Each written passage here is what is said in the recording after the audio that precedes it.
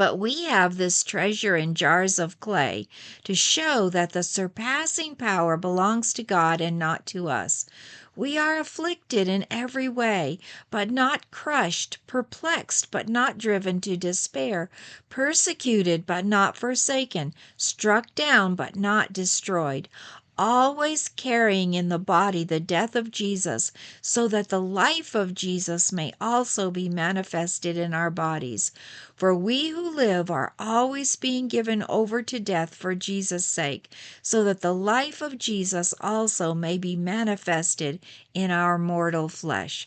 So death is at work in us, but life in you.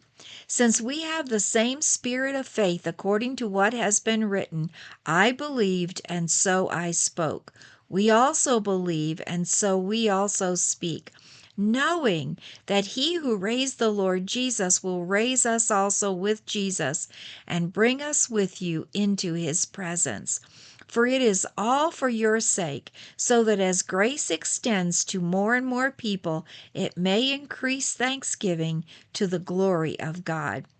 So we do not lose heart. Though our outer self is wasting away, our inner self is being renewed day by day. For this light momentary affliction is preparing for us an eternal weight of glory beyond all comparison, as we look not to the things that are seen, but to the things that are unseen. For the things that are seen are transient, but the things that are unseen are eternal.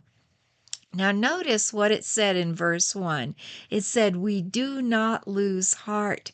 We do not lose heart, even though, according to verse 8, Paul said, we are afflicted in every way, but not crushed, perplexed, but not driven to despair, persecuted, but not forsaken, struck down, but not destroyed, always carrying in the body the death of Jesus.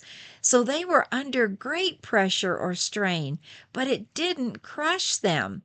They were perplexed about what was happening and why, but it didn't lead to despair because they trusted the one who allowed these circumstances in their lives.